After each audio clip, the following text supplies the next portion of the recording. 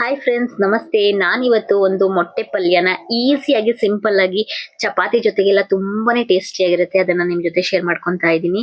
ಇಲ್ಲಿ ಒಂದು 10 ಮೊಟ್ಟೆನ ಬೇಯಿಸ್ಕೊಂಡು ಕಟ್ ಮಾಡಿ ಇಟ್ಕೊಂಡಿದ್ದೀನಿ. ಈರುಳ್ಳಿ, ಟೊಮೊಟೊ, ಶುಂಠಿ, ಬೆಳ್ಳುಳ್ಳಿ ಪೇಸ್ಟ್ ಮತ್ತು ಸ್ವಲ್ಪ ಕೊತ್ತಂಬರಿ ಸೊಪ್ಪನ್ನ ಯೂಸ್ ಮಾಡ್ಕೊಂಡಿದ್ದೀನಿ.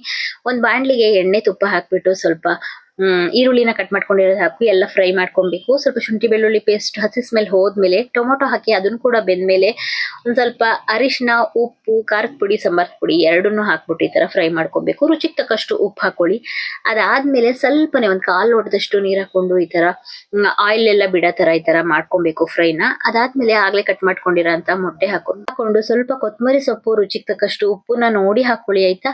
ಅದಾದ್ಮೇಲೆ ಈ ತರ ಫ್ರೈ ಮಾಡ್ಕೊಂಡ್ಬಿಟ್ರೆ ರುಚಿಯಾದಂತಹ ಮೊಟ್ಟೆ ಪಲ್ಯ ರೆಡಿ ಆಗಿರುತ್ತೆ. ನಾನ್ ಕೂಡ ಖಾಲಿ ಪರಾಟ ಮಾಡ್ಕೊಂಡಿದ್ದೆ, ತುಂಬಾನೇ ಟೇಸ್ಟಿಯಾಗಿ ಬಂದಿತ್ತು. ವಿಡಿಯೋಸ್ ಎಲ್ಲ ನಿಮಗೆ ಇಷ್ಟ ಆಗ್ತಿದ್ರೆ ಲೈಕ್ ಮಾಡಿ. ನಿಷ್ಕಲಾಸ್ ಪ್ರಪಂಚ ಯೂಟ್ಯೂಬ್ ಚಾನಲ್ ಕೂಡ ಇದೆ, ಅದನ್ನು ಕೂಡ ಸಬ್ಸ್ಕ್ರೈಬ್ ಮಾಡ್ಕೊಳ್ಳಿ. Thank you.